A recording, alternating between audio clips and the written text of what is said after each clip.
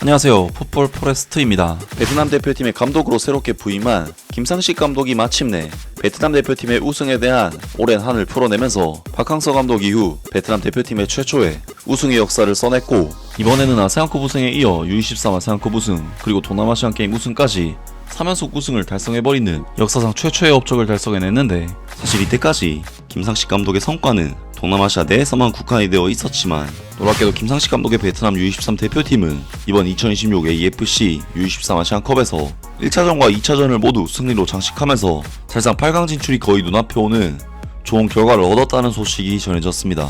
김상식 감독은 2025년에 베트남 A 대표팀을 이끌고는 아세안컵 우승, U23 대표팀을 이끌고는 U23 아세안컵 우승과 동남아시안 게임 우승까지 1년 동안 대표팀 대회만 3개나 우승하는 미친 업적을 쌓으면서 이미 베트남의 국민 영웅으로 등극했고, 이번 2026년 1월부터 개최되는 2026 AFC U23 아시안컵 도전에 나서게 되었는데요.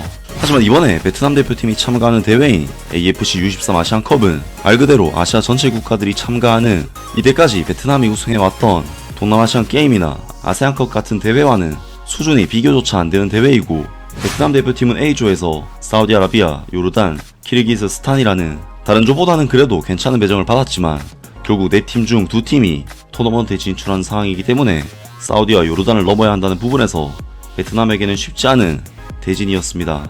그리고 베트남은 1차전에서 아시안컵 결승의 강적 요르단 대표팀을 상대로 경기를 치르게 됐었는데요. 물론 요르단 대표팀이 아시안컵 결승전에 오른 것은 U23 대표팀이 아닌 선배 선수들인 A 대표팀이 해낸 일이었지만, 요르단 U23 대표팀 또한 2025년 서아시아 U23 챔피언십에서 결승전에 오르는 등 사우디, 아랍에미리트 등 쟁쟁한 중동 국가들 중에서 2위를 차지할 정도로 성적을 냈었던 팀이기 때문에 현실적으로 동남아시아 깡패인 베트남이 상대하기에는 버거워 보이는 팀이었습니다.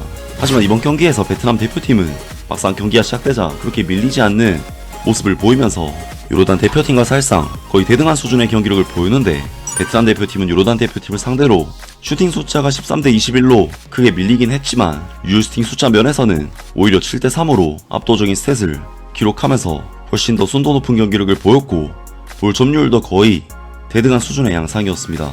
사실 요르단 선수들은 아시아에서도 피지컬이 강한 나라에 속하기 때문에 피지컬적으로 특히 약한 베트남이 극복하기엔 갭 차이가 너무나도 큰데, 이걸 투지와 체력으로 극복해버린 베트남의 경기력은 정말 놀랍다고밖에 할 수 없었고, 정말 김상식 감독의 위험이었다는 생각이 드는데요.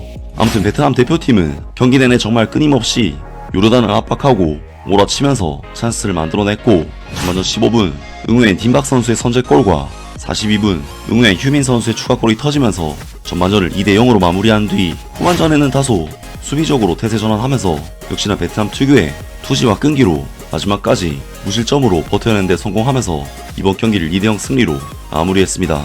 야, 정말 베트남 대표팀이 요르단이라는 강적을 꺾었다니 아무리 생각해도 놀라운 결과가 아닐 수 없는데, 베트남 대표팀은 이어진 2차전에서는 중앙아시아의 복병 키르기스스탄 대표팀을 상대로 2차전 경기를 치르게 됐었는데요.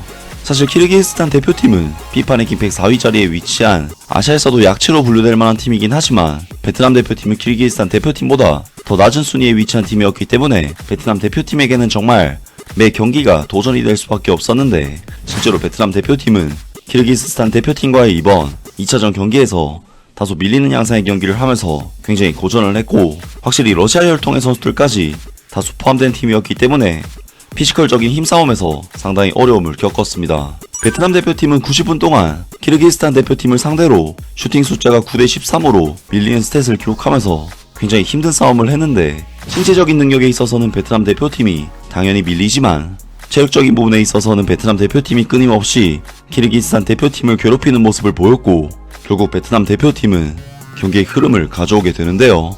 베트남 대표팀은 전방에서 끊임없는 압박을 가져간 끝에 전반전 16분 박스 안에서 결정적인 PK 찬스를 얻어내게 되는데, 이것을 구아트 방깡 선수가 마무리를 지으면서 베트남 대표팀은 선제 득점을 터뜨렸고 1대 0으로 리드를 잡게 됩니다. 하지만 베트남 대표팀은 키르기스탄 대표팀의 전반전 막판 환상적인 중거리 슈팅에 실점을 내주면서 전반전을 1대 1의 스코어로 마치게 되는데, 베트남 대표팀은 후반전에도 많은 활동량으로 정말 끈질기게 키르기스탄 선수들을 괴롭히는 움직임을 가져왔고, 결국 87분 박스 안에서 세컨볼 싸움을 하는 과정에서 상대 선수의 자책골이 터지면서 베트남 대표팀은 키르기스탄 대표팀을 2대1로 꺾어내고 승리를 차지하는 굉장히 좋은 결과를 얻어냈습니다. 베트남으로서는 사실 객관적인 팀 전력상 밀리는 매치업이었음에도 불구하고 정말 투지 하나로 승리를 거둔 경기라고 할 수가 있었고, 요르단에 이어 키르기스탄까지 자신들보다 체급이 높은 팀들을 상대로 2연승이라는 결과를 얻은 것은 정말 놀라운 결과가 아닐 수 없었으며, 베트남 대표팀은 3경기 중 2승을 거두면서 현재 조 1위로 사실상 8강 진출이 거의 확실해지는 결과를 얻게 되었는데, 많은 베트남 현지 팬들은 당연히 이번 경기 결과에 대해 엄청난 기쁨을 드러냈습니다. 김상식 감독 체제의 베트남 대표팀에는 정말 설명하기 어려운 점들이 있다. 어떻게든 결국 골은 나오고, 만약 직접 득점을 못하면 상대가 자책골을 넣거나 아니면 말레이시아전처럼 상대가 몰수패를 당할 뻔한다. 이걸 흑마술이라고 불러도 틀린 말은 아닐 듯. 솔직히 보면 볼수록 김상식 감독은 정말 손이 금손이고, 베트남 선수들은 경기를 할수록 점점 더 잘해지고 있다. 김상식 감독이 정말 뛰어나다는 건 인정해야 한다. 이번 U23 세대도 멘탈이 아주 강하다. 동점골을 허용했지만 경기 주도권을 끝까지 유지하면서 결승골을 만들어냈다. 베트남은 이제 8강에 한 발을 걸쳐놓은 셈이고, 요르단이 사우디를 이기지만 않으면 8강 티켓을 확보하게 된다.